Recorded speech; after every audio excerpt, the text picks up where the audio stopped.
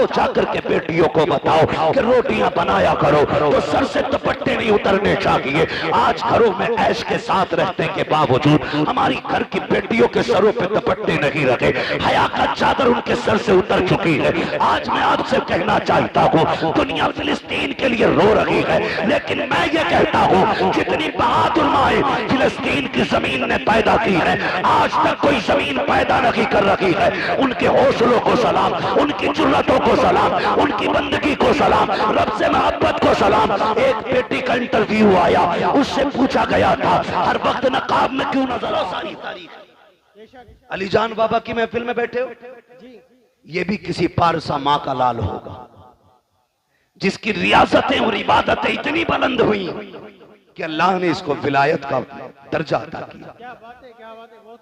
अगर माएं दीनदार होती हैं तो औलाद नेक हो जाती, लेकिन अगर माएं दीन के नाम पे बुज़दिल हों तो फिर औलादों में शेरे खुदा पैदा नहीं होते। ये याद रखिए, औलादों में फिर बहादुर पैदा नहीं होती। इसलिए माओ का बहादुर होना जरूरी है, और बहादुरी से मतलब है माओ का दीनदार होना जरूरी है। जो किचन में मोबाइल बजा के आटा गूंद रही है, उस रोटी को खाने वाला फजर में उठेगा? नहीं उठेगा। बताओ यार, उठेगा? अगर मां बिना दुपट्टे के खाना बना दे तो फिर उस रोटी को खाने वाले के दिल में दुरूद का जज्बा पैदा होगा? नहीं हो सकता। अगर चाहते हो तेरे लुकमे के अंदर इबादत का नूर पैदा हो तो फिर माँ से कह के कनीज़े फातिमा ज़हरा बन, बहन से कह के कनीज़े फातिमा ज़हरा बन। जाओ जाकर के बेटियों को बताओ कि रोटियां बनाया करो तो सर से दुपट्टे नहीं उतरने चाहिए। आज घरों में ऐश के साथ रहने के बावजूद हमारी घर की बेटियों के सरों पे दुपट्टे नहीं रखे, हया का चादर उनके सर से उतर चुकी है। आज मैं आपसे कहना चाहता हूँ दुनिया फिलिस्तीन के लिए रो रही है, लेकिन मैं ये कहता हूँ जितनी बहादुर माएं फिलिस्तीन की जमीन ने पैदा की है, आज तक कोई जमीन पैदा नहीं कर रही है। उनके हौसलों को सलाम, उनकी जुर्रतों को सलाम, उनकी बंदगी को सलाम, रब से मोहब्बत को सलाम। एक बेटी का इंटरव्यू आया, उससे पूछा गया था हर वक्त नकाब में क्यों नजर आती हो? उसने कहा था तुम सफर की बात करते हो, हम तो बिस्तर पे भी लेटते हैं, तो नकाब पहन के लेटा करते हैं। का नकाब पहन के क्यों लेटती हो? किसी ने सोचा था कि शायद यह जवाब देगी कि कब भागना पड़ जाए इसलिए नकाब पहन के लेटते हैं, लेकिन उसके जवाब ने पूरी दुनिया को झंझोड़ के रख दिया था। बच्ची ने कहा था कि हमारी जमीन पे बमबारी हो रही है, कब जाने कहां जाने किस जगह बम गिर जाए और छत गिर जाए, कब उसके नीचे मलबे में दब के मर जाए। हम नकाब इसलिए पहनते हैं अगर किसी छत के नीचे हम दम दब के मर जाए और लोग लाशें निकालने आए तो हमारे जिस्म के ऊपर नकाब का पहरा होना चाहिए ताकि किसी की नजर हमारे बदन पे ना पड़ने पाए।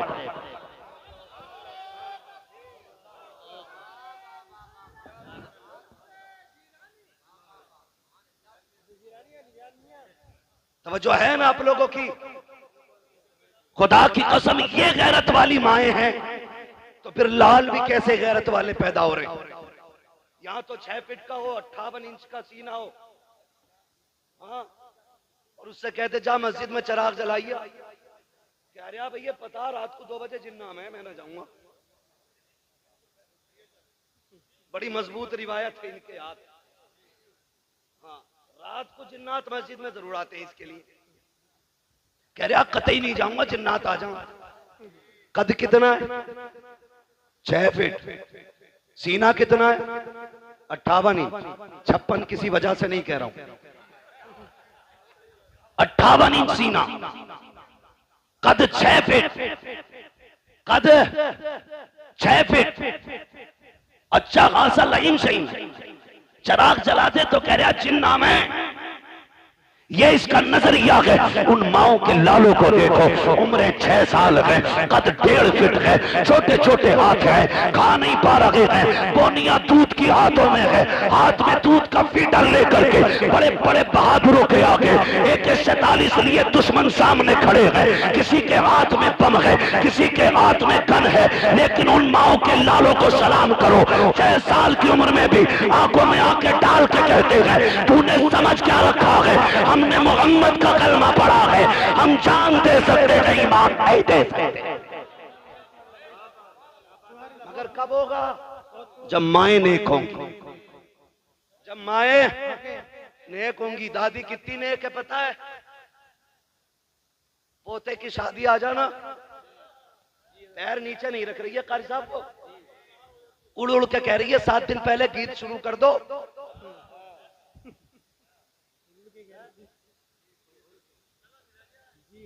कह रही है गीत शुरू कर दो, कब करोगे?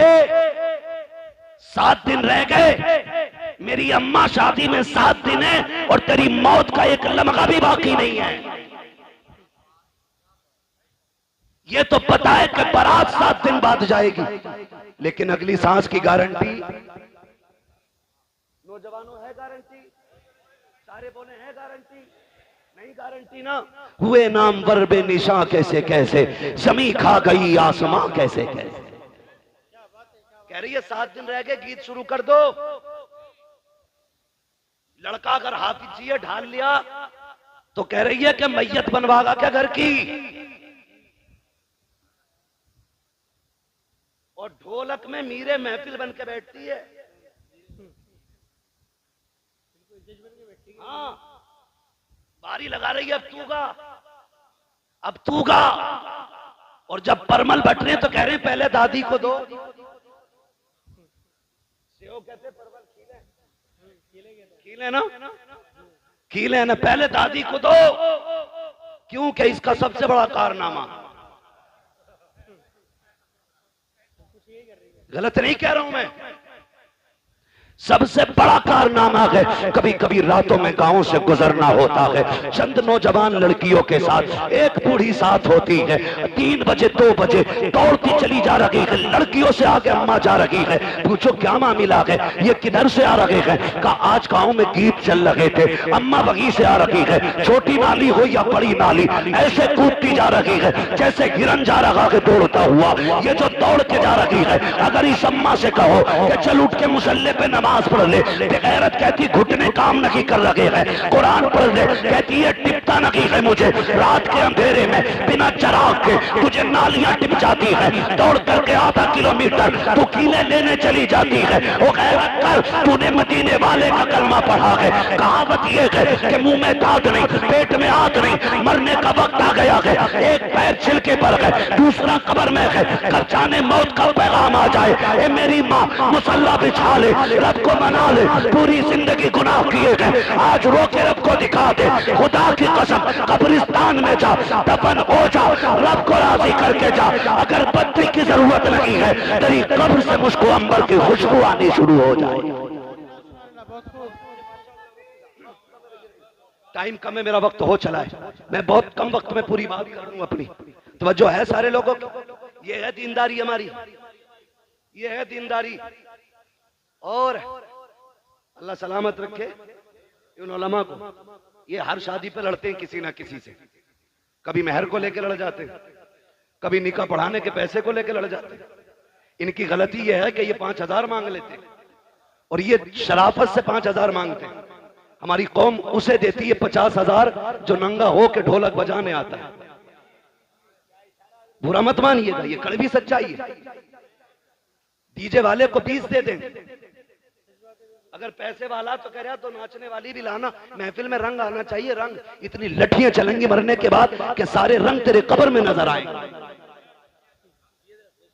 मैं देखो जी, मुझे चापलूसी नहीं आती है, मैं तुम्हें झूठी सच्ची बातें कह के और राजी करके नहीं जा रहा हूं। मैं आईना को दिखाऊंगा दाग चेहरे के, जिसे खराब लगे सामने से हट जाए। हाँ सीधी सी बात है।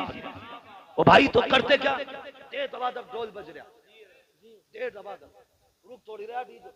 पहले देखो हो क्या गया, पानी बिल्कुल मर गया, गैरत का बचा ही नहीं। आंखों के हया का पानी खत्म हो गया। पहले जब बेटियां रुखसत होती थी ना, ये सफेद बालों वाले लोग ना मेरी बात की तस्दीक करेंगे अगर याद रहा होगा इन्हें तो, वरना इस जमाने ने क्या क्या भुला दिया है। जब बेटियां रुखसत होती थी 8 दिन पहले बाप रोना शुरू कर देता था। 3 दिन से मां खाना नहीं खाती थी, भाइयों की आंखें सुर्ख रहती थी रोते रोते। बाप कभी खेत में बैठ के रो रहा है, कभी बैठक बंद करके रो रहा है, कभी रात के सन्नाटे में मुंह पे कपड़ा डाल के रो रहा है। कोई कहता था क्यों रो रहा है? कहता था जिसे 22 साल सीने से लगा के पाला, आज वो बेटी जाने वाली है। जो मुझे आते जाते टोका करती थी, आज मेरी लखते जिगर जाने वाली है। यार मैं इसलिए रो रहा हूं, कल मेरी बेटी चली जाएगी, 1000 मेहमान होंगे, आंगन खाली नजर आएगा, उसके बगैर घर उजड़ा उजड़ा नजर आएगा। ये सोचकर बाप 8 दिन से रोया करता था। जरा याद करो आज की बेगैरती को, और याद करो उन लोगों की कुर्बानियों को। जब बेटी की रुखसती के 5 दिन या 8 दिन रहते थे, बाप रोज तहज्जुद पढ़ने मस्जिद जाता था और मुसल्ला बिछा के इतना रोता था कि उसकी सिसकियां मस्जिद के बाहर तक सुनाई देती थी। लोग पूछते थे यार क्या मांगता है? खाने का भी इंतजाम हो गया, सारा जहेज आ गया है, अब क्यों रो रहा है? वो कहता था जो मेरे बस का है मैंने कर दिया है, अब जो रब की मर्जी पे है वो मांगने गया था। कहा क्या मांगने गया? कहा मैं रो के कह रहा था मालिक इसने 22 साल 25 साल 18 साल मेरे घर गुजारे, अल्लाह मैंने चटनी से भी खिलाई तो इज्जत से खिलाई थी, रूखी रोटी भी खिलाई तो बेटी को इज्जत से बैठा के खिलाया था, अब गैरों के हवेली जा रही है। रब से ये कहने गया था ए मेरे मालिक पहले मेरी बेटी को सोने के लुक़मे ना मिले, चटनी के लुक़मे दे देना, मगर मेरी बेटी को इज्जत के लुक़मे अता फरमा देना। मैं रो के बेटी के लिए इज्जत के लुक़मे मांगता रहा। आज मैं पूछना चाहता हूँ कल बेटी रुखसत होने वाली होती है और बेगैरत भाई डीजे बजाता है, जश्न मनाता है, क्यों गैरत मर चुकी है, बगैर रुखसत हो रही है, या मुसीबत को सर से डाल रहे हो इसलिए जश्न मना रहे हो। यही वजह है कि बहनों के घर भी बर्बाद रहते हैं और उनके मैके भी बर्बाद रहते हैं। अगर ये चाहते हो कि बहन बेटियों के मैकों में आबादी रखे तो गाने ना बजा, डीजे ना बजा, मुसल्ले बिछा, रो के दिखा, रब को आवाज दे। खुदा की कसम जिसने दुनिया बनाई है वो तेरी बेटी के मुकद्दर को फिर से बना भी सकता है। सवार शर्म आनी चाहिए हमारी। फलस्तीन में बम गिरते रहे, मेरी कौम डीजे पे नाचती रही, बच्चों के हाथ पैर कटते रहे, मेरी कौम डीजों पे नाचती रही। कौन सा मुंह दिखाएंगे हम हुजूर को? मुझे भी तो बताओ ना। अगर किसी फिलिस्तीनी ने आका की कलाई पकड़ के ये कह दिया ना हुजूर हम तो पानी पानी को तरस रखे थे और ये शराब के नशे में डूबे हुए थे, खुदा की कसम कोई बचाने वाला नसीब नहीं होगा, कोई नहीं होगा बचाने वाला नसीब। वो फिलिस्तीन का भूखा बच्चा जिसको एक रोटी मिली और न जाने कितने दिन के बाद मिली थी, वो रोटी को देख के इतना खुश हो रहा था छोटा सा बच्चा कि लोग 10 लाख की फ्री मिलने वाली गड्डी को देख के इतना खुश नहीं होंगे। किस कमाल की उसकी भूख थी कि वो एक रोटी के लिए इतना उछल उछल के मुस्कुरा रहा था, हंस रहा था, कभी चूमता था कभी सीने से लगाता था। क्या भूख थी उसकी। अब मुझे रुक के जरा बताओ फिलिस्तीन के लोग तो एक एक रोटी को तरस जाएं, एक एक घूंट पानी को तरस जाएं और मेरी कौम बरातों में जाकर के गैर के फ्री के खाने को डोंगों के डोंगे टेबल के नीचे फेंके। कौन से मुंह से हुजूर का सामना करोगे? किस मुंह से कब्र में जाके आका से कहोगे कि प्यास लगी है या शफाअत चाहिए? ओ भाई याद रखो मेरे इमाम ने कहा था आज ले उनकी पनाह, आज मदद मांग उनसे, कल न मानेंगे कयामत में आकर मान गया। माशाल्लाह सुभान अल्लाह। भाई अगर अल्लाह ने दिया है तो शुक्र अदा करो, और शुक्र का मतलब यह है कि 1 रुपया, 1 रोटी, 1 लुकमा चावल का एक दाना भी जाये न करना, जाये मत करना। खिला दो किसी भूखे को, दे दो किसी जरूरतमंद को। हालात हमारी कौम के बहुत ज्यादा बिगड़ते जा रहे। 8-8 दिन डीजे बजा करके फिर अपनी कौम में शोहरत लिखवाना चाहते हैं हम लोग। मेरा तो सीधा सा सवाल है, कारी साहब अगर किसी से ये कहा जाए ना डीजे क्यों बजाया था, कह रहा लड़के नहीं माने। कह रहा कि लड़के नहीं माने। क्यों? कब कह रहे थे शादी एक ही बार हो अब्बा, शादी के 3 बार चांसेस और भी हैं, है ना?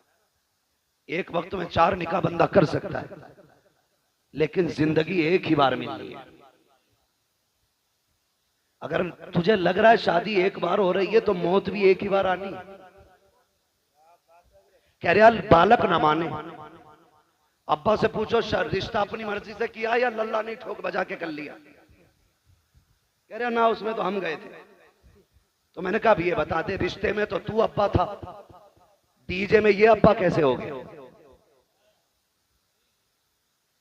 हमारे यहां तो अब्बा की चलती है तो हर जगह चलती है, हर जगह चलती है जी। तो अब्बा कह रहा लल्ला ना माना, लल्ला को पकड़ लिया इमाम साहब ने मस्जिद में। क्यों भाई यार, तुम तो कम से कम शर्म कर लेते। तो लल्ला अपने सिर की उसके सर पे डाल लिया। कह रहा बताऊं, मैं तो मना कर रहा था, लेकिन मेरा वो दोस्त ना गुड्डू, वो कह रहा बस खाली तू हाँ कह दे, खर्चा सारा मेरा। तो सुनो गुड्डू पप्पू के यारो, इस गुड्डू पप्पू का हाथ पकड़ कब्रिस्तान लेके चल, कुछ और नहीं कहना है। एक कब्र के पास बैठा और उससे इतना पूछ के मेरे साथ यहां लेटेगा, यहां लेटेगा मेरे साथ, आएगा इस अंधेरे में? जाहिर है जवाब क्या होगा? क्या जवाब होगा? नहीं आऊंगा। यही होगा ना कि नहीं आना, यहां तुझे अकेला आना है। तो सीधी बात कह दे, अगर यहां अकेला आना है तो हिसाब भी मुझे ही देना होगा। कहा हाँ, तो फिर कह दे जब हिसाब मुझे देना है तो मेरे गुनाहों में तू इजाफा क्यों कर रहा है? सीधी सी बात। मेरे भाई नौजवानों, बदलो अपने आप को, जिंदगी के उसूल बदलो, अपने रवैये बदलो, तौर तरीके बदलो, सच्चे मुसलमान बनो, पक्के मुसलमान बनो। और शादियों का मिजाज ऐसा हो, सेहरा तेरे सर पे बदा हो, नात मदीने वाले की होनी चाहिए। दूल्हा तू बना हो, सेहरा हुजूर का पढ़ा जाना चाहिए, ताकि दुनिया देख के कह दे ये बेगैरतों की बारात नहीं है, ये गैरत वालों की बारात जा रही है। सुभान अल्लाह। गैरत वालों की बारात जा रही है। तो याद रख, जरूरी नहीं है जनाजों में भीड़ हो जाए, जरूरी नहीं है। और बाराती, अल्लाह माफ करे, कहीं कहीं तो इतने बुरे फंस जहां समधी कहता है जब तक बारात पूरी ना चढ़ जाए रोटी मत खिलाइयो।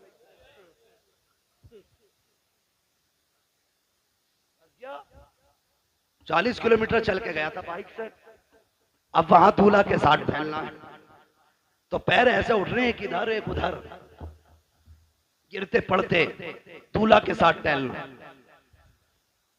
घूम लिया और जब निकाह का टाइम आया तो 5 लोग बचे।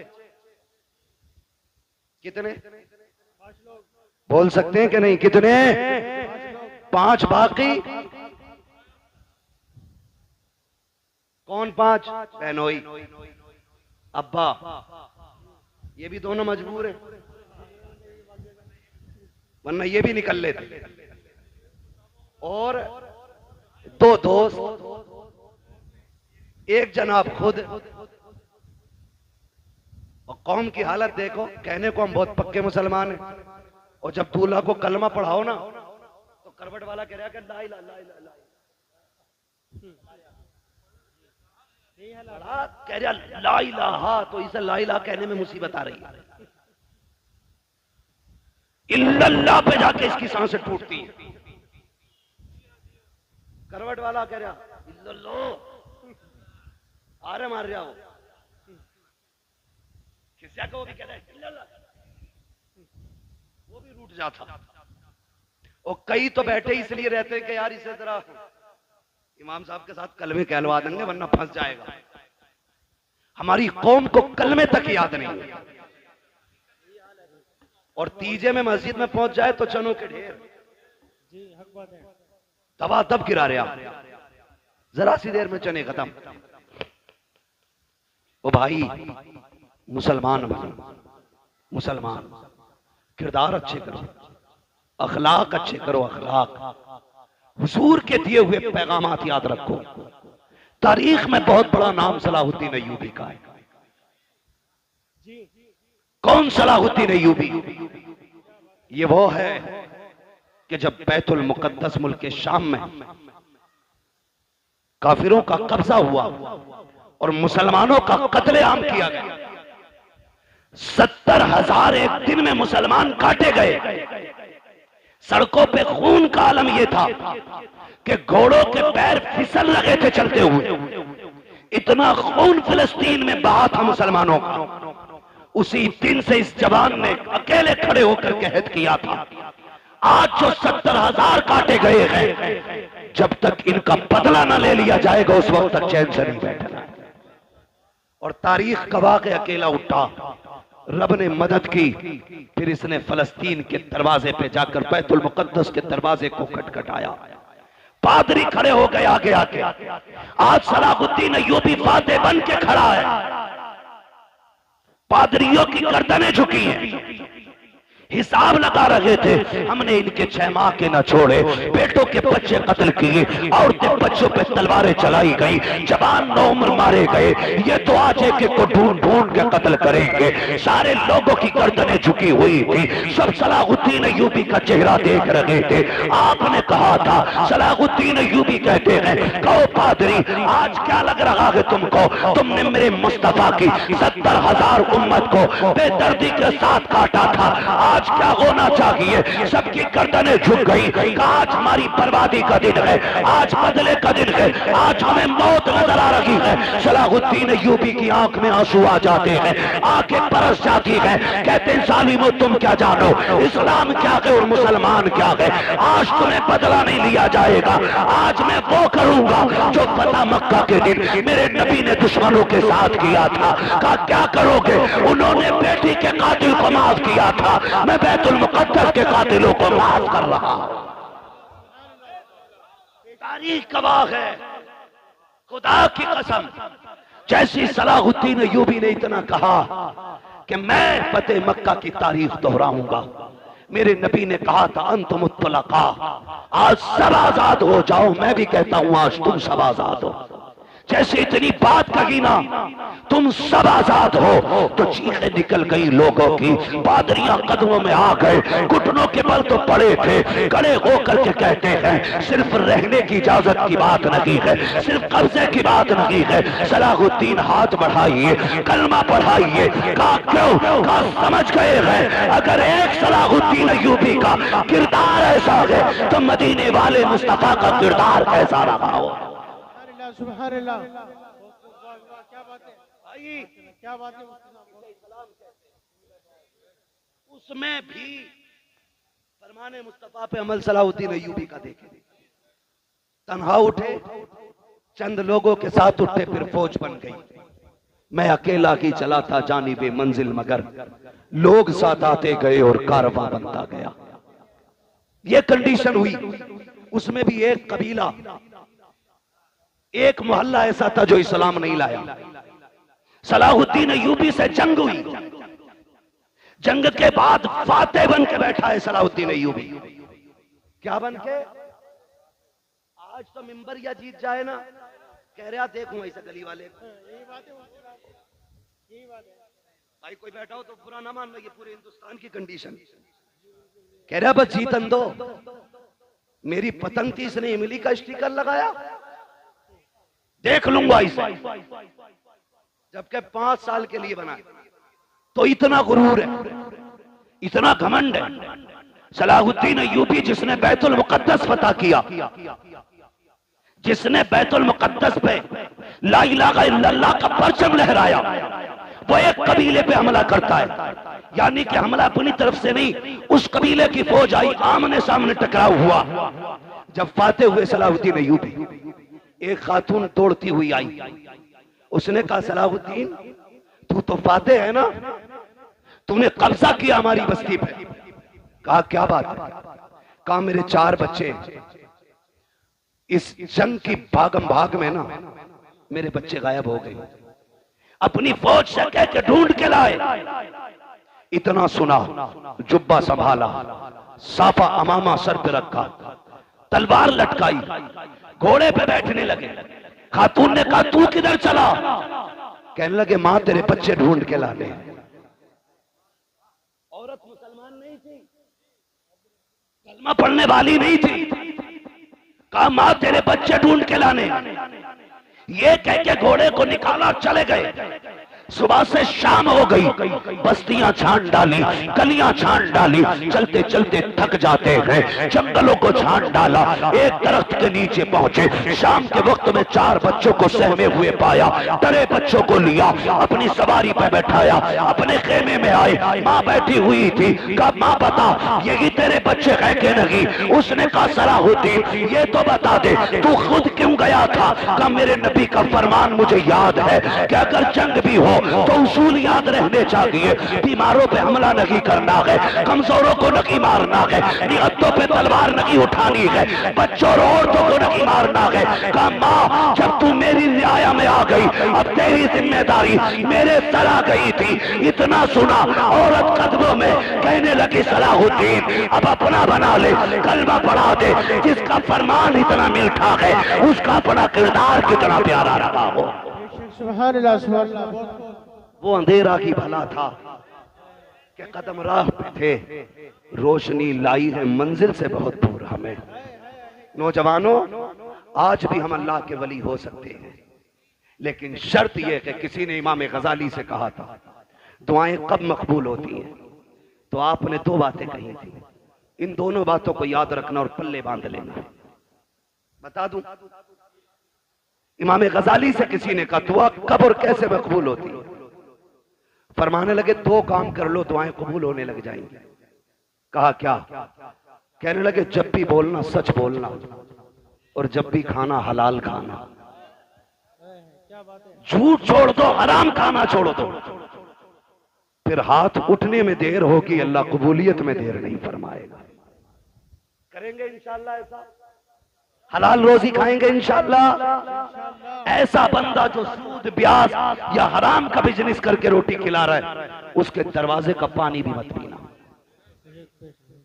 पानी भी मत पीना। कारी साहब, दमिश्क की जामा मस्जिद के दरवाजे पे एक छोटा सा बच्चा जूतियां नमाजियों की साइड करता था। आधे जूते इधर कर देता था, आधे जूते इधर कर देता था। एक दिन जब लोगों ने उसको रोका और पूछा ये क्या करता है, ये क्या करता है? आधी जूती इधर कर देता, आधी इधर कर देता है। उसने कहा मैं बांट देता हूं। छोटा बच्चा था 8-9 साल का। कहा क्या बांट देता है? उसने कहा मैं नेक लोगों के जूते अलग कर देता हूं, गुनाहगारों के जूते अलग कर देता हूं। उम्र कितनी? 8-9 साल उम्र का बच्चा। समझ कितनी? जूते देख के बता देता है कि ये जन्नती का जूता है या जहन्नमी का जूता है। जूते अलग। का क्या करता है? का मैं जूते बांट देता हूं। किधर? का जो ये दाहिनी तरफ होते हैं ये जन्नतियों के जूते होते हैं, और जो बाईं तरफ होते ये गुनाहगारों के जूते होते। लोग कहने लगे इसमें इतनी समझ कहां से आ गई? एक शख्स खड़ा था, कहा आज की रात इसे मेरा मेहमान बना दो, आज की रात इसे मेरा। अभी आप देखेंगे पीरे तरीकत रहबरे राहे शरीयत शहजादे आला हजरत, हाँ हुजूर हसन मियां साहिब क़िबला दामज़िल्लहुल आली, सज्जादा नशीन खानकाह रज़विया बरेली शरीफ। आप देखेंगे आला हज़रत के बेटे का चेहरा। मैं भी कभी कभी देखता हूं तो सोचता हूं, मैं सोचता हूं अगर नस्लों में इतना हुस्न है तो आला हज़रत पे कितना हुस्न रहा होगा। आप देखेंगे उनके बेटे का चेहरा, शराफत, परहेजगारी, दीनदारी, हक्कानियत सारी देखने को मिलेंगी भी आप। और जब वो आ जाए ना उस वक्त मुझे कहना ना पड़े, पहले बतौर मशवरा कह दे रहा हूं आपसे, जो किसी से मुरीद ना हो ना, आला हजरत के बेटे के हाथ में हाथ दे देना। आला हजरत के बेटे के हाथ में हाथ दे देना, क्योंकि आला हजरत ने कहा था तुझसे दर, दर से सग, सग से मुझको निस्बत, मेरी गर्दन में भी है दूर का डोरा तेरा, मेरी गर्दन में भी है दूर का। और जब ये डोरा होना है तो फिर इस निशानी के जो सग हैं नहीं मारे जाते। हश्र तक मेरे गले में रहे पट्टा तेरा, हश्र तक मेरे गले में रहे पट्टा तेरा। बच्चों को भी डाल देना उनके कदमों में, जवान भी पड़ जाना उनके कदमों में, इसलिए कि जब किसी से बैत हो जाता है ना तो फिर सिलसिले की बरकतें मिलना शुरू हो जाती है। तो देखेंगे आप एक अच्छी नस्ल का अच्छा शहजादा आने वाला है। वो इसलिए अच्छे नहीं महज के वो खान साहब है, वो इसलिए महज अच्छे नहीं क्योंकि वो काबुली पठान है, वो इसलिए सबसे अच्छे हैं क्योंकि वो शहजादा इमाम अहमद रजा खान है, इसलिए अच्छे हैं। उनको देखेंगे आप, बैठे रहिएगा इंशाल्लाह आने वाले। बस मैं बात समेटने लगा हूं, मेरे बाद महफिल की कार्रवाई जारी रहेगी। कहा कि ये बच्चा आधे जूते इधर कर देता, आधे इधर, इसमें ये फिरासत कहां से आई? तो एक ने कहा कि आज इसे मेरा मेहमान बना दो। ले गया वो, अगले दिन बच्चे को लाके वहीं छोड़ दिया। अब जब बच्चा जूते उठा रहा है तो अब जूते समझ में नहीं आ रहे बच्चे के।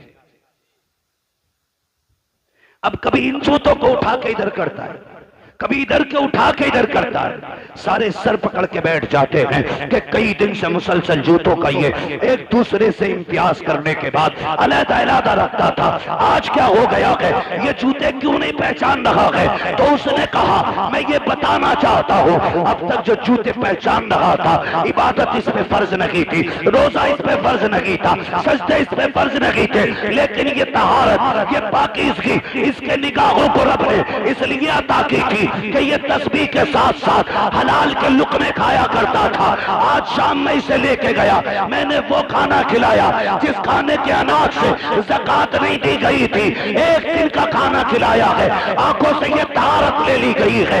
एक दिन अगर खा ले आंखों से बसीरत चली जाती है। और मेरे भाई अगर एक दिन के खाने से नूर चला जाता है तो रोज खाने से ईमान का हाल क्या होगा? इसलिए हलाल खाया करो ताकि सोच हुजूर दिखाई दे, कब्र में पहुंचो तब भी मदीने वाले का जलवा नजर आ। ऐसी जिंदगी गुजारो। या अय्युहल्लज़ीना आमनू उदखुलू फिस्सिल्मि काफ़ा, ईमान वालों पूरे पूरे इस्लाम में दाखिल हो जाओ। ऐसे इस्लाम में दाखिल हो जाओ तुम्हारी वज़ा कता जाहिर बातिन सारा इस्लाम वाला होना चाहिए। लोग देख के पहचान ले मुसलमान जा रहा है, देख के पहचान ले, फिर मरो, फिर मरने का भी मजा है। हम डरते इसलिए कि मौत से कि हमारी आखिरत की तैयारी कोई नहीं है, आखिरत की तैयारी हमारी कोई नहीं है, इसलिए डरते हैं। वरना जिन सहाबा की तैयारियां थी या जिन वलियों की तैयारियां थी, खुदा की कसम बढ़ बढ़ के गर्दनें कटाया करते थे, बढ़ बढ़ के गर्दनें कटाया करते थे। उन्हें मालूम था मौत आने की देर है, जन्नत के दरवाजे खुले नजर आ रहे हैं। आज तैयारी कोई नहीं, पक्का पता कुटाई होनी है, सब जानता किसकी मैंड काटी है, सब पता किसके पैसे मारे। अब आखिरी टाइम रो रहा है। ओ मेरे भाई, खुदारा जिंदगी अच्छी गुजारो और ऐसी जिंदगी गुजारो कि जब कफन में लेटो और तुम्हारा जनाजा चले तो बताने की जरूरत न पड़े बंदा कैसा था, कौन था। तेरे जनाजे की खुशबू उछल उछल के कहे लहद में इश्क रुखे शह का दाग लेके चले, अंधेरी रात सुनी थी चराग लेके चले, तेरे गुलामों का नक्शे कदम है रागे खुदा, वो क्या भटक सके जो ये सुराग लेके चले।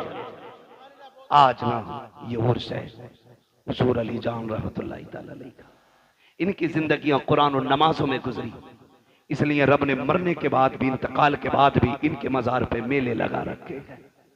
हम दुनिया में अकेले हो जाते हैं, ये विसाल के बाद भी भीड़ में रहा करते हैं। अगर चाहते हो तुम भी जन्नती बनो तो फिर जिंदगी दीन इस्लाम के मुताबिक, जितने भी नाजायज रस्में और फालतू खर्चे हैं सारे बंद करो, उन पैसों को उठा करके तालीम पे लगाओ।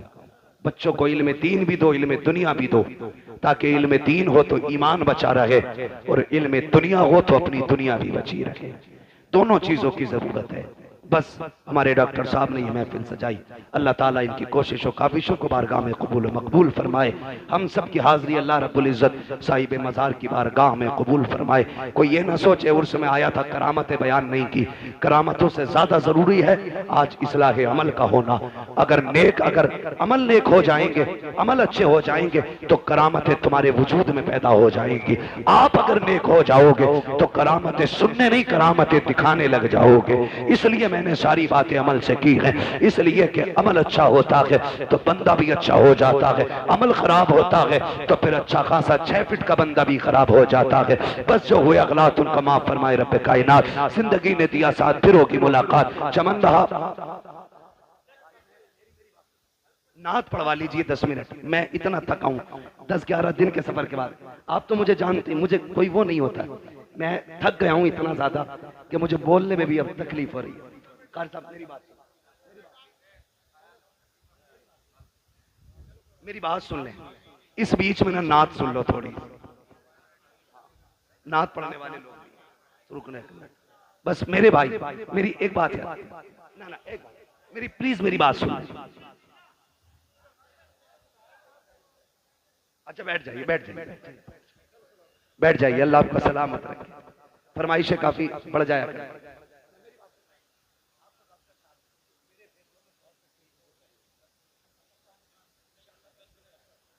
मैं बस फरमाइश नौजवानों की शजरा पढ़ दिया जाए, ठीक है। इंशाल्लाह अगर वक्त बचेगा उसके बाद अदद के आने में ना तो फिर नात खानी भी हो जानी है, किसी का मौका लग जाएगा। बहुत सारे उलमा बैठे हैं, ठीक है। इंशाल्लाह किसी ना किसी से फिर हुजूर के 2-4 नात के शेर सुन लेंगे। अभी तंग ना करें जरा, सारे कह दें या रसूल अल्लाह।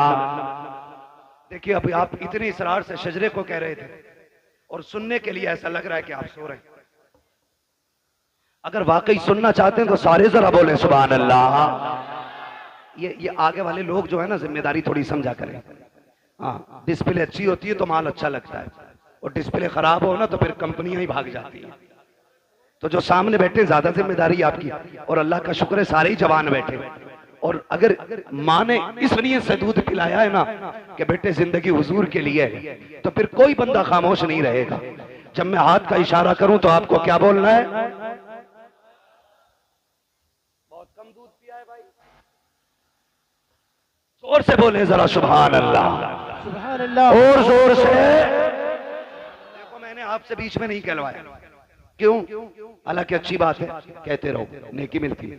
मैंने इसलिए भी नहीं कहलवाया कि मुझे गैरत आती है सुभान अल्लाह कहने के लिए भी प्रेशर डाला जाए। अल्लाह की तस्बीह हर बंदे को बयान करनी चाहिए, पत्थर कंकर कीड़े मकोड़े सारे बयान करते, हम क्यों नहीं करते? करनी चाहिए कि नहीं तस्बीह बयान? करते रहना चाहिए। जरा बोल दें सुभान अल्लाह। अब एक बात सुन ले, जब मेरा हाथ उठेगा ना, मैं पहले बता दूं इसलिए कहलवा रहा हूं अब आपसे, क्योंकि जब मैं थक जाऊंगा, लंबी सांस लेनी होगी, तब मैं आपको हाथ का इशारा करूंगा। आप सुभान अल्लाह कहोगे, उसी सुभान अल्लाह की भीड़ में मुझे सांस लेने का मौका मिल जाएगा। सच्ची बात है।